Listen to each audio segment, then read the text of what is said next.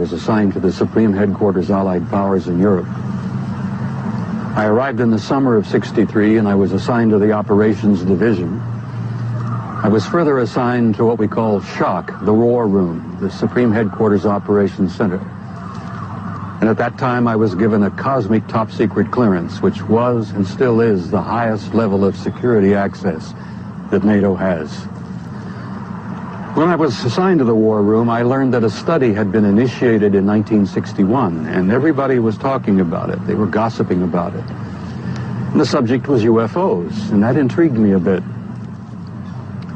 When that study was concluded in 1964, and it was published, and I was still working in the War Room at that time, I had access to this document. I had a chance to read it. And having been exposed to it, I must tell you honestly that my life has never, ever quite been the same. Because I read first-hand reports, verifiable NATO military material that indicated that the UFOs were not only real, that they represented something far beyond anything I had ever imagined before. When the study was concluded in '64, they concluded that there were 4 different groups apparently coming and visiting us.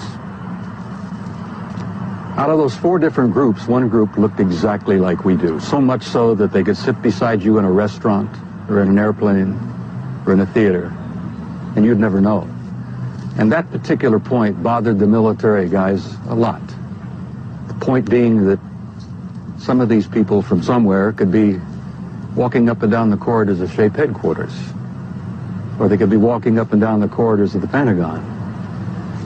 One day at lunch, a lieutenant colonel made the remark, he says, "Jesus, do you realize they could even be in the White House?" And there was a little forced laughter at that point, I remember, because a lot of us over the years have had some misgivings about the occupants of the White House. But the point I'm making is that the idea that aliens could be here was only part of the story. The SHAPE conclusions in '64 was that there were 4 groups that we knew of. They were apparently interplanetary. Some very likely were interstellar. They even concluded that some of them could be intergalactic. When I retired in 1976, many of our military people knew at that point that we were not simply dealing with visitations from people from other planets or star systems. They had concluded by '76 that some of these visitors very well might be multidimensional in their source. The evidence that we had collected and the evidence that they had repeatedly demonstrated to us, and that's no accident. It became very clear after a time that there was a program or a process of some kind underway, that they had demonstrated over and over and over again that they apparently were able to manipulate matter and time. Now, this really shook up our scientists. There are a lot of new young scientists in particle physics today who talk about multiple dimensions.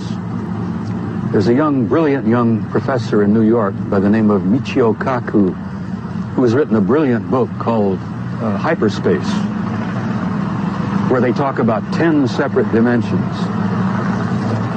I'm not enough of a physicist to try to explain to you what a dimension is, but the idea that there could be intelligences from somewhere else, from other dimensions, coming and going into our reality. It's been quite a shakeup in traditional science. I guess I speak out openly and bluntly about this. I violate my security oath every time I speak about it. I do it intentionally, and I do it on purpose, because I feel so strongly that the American people not only have a right to know the truth, but they have a need to know the truth. The truth, Don, apparently is simply this, that we're not alone, we've never been alone.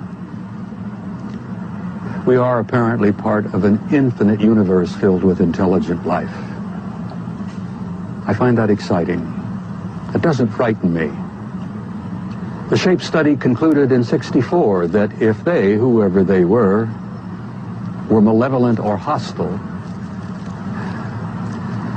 that they could have taken this planet and cleaned it up and eliminated us, turned us into dog food or whatever, a long, long time ago. that the historical evidence indicates that they've been with us a long time, and I've concluded that we had what I like to call an intimate interrelationship with at least one of those groups, the group that looks exactly like we do. And that point is, I don't like the word alien. I don't think the term alien is appropriate at all here. I like to refer to them as family. We're related to them. I think they had a hand in our being here. And I think the time has come where we're about to meet our extended family. It's going to be very soon, and the people are not ready. And one of the reasons I do speak out so bluntly and so openly is if in some small way I can help people get prepared for this. Because I believe that this reality, once we have accepted it and understood it and gone beyond the fear, will bring about an expansion of consciousness in the human race that will truly help us and prepare us to go out there and take our rightful place in that infinite community of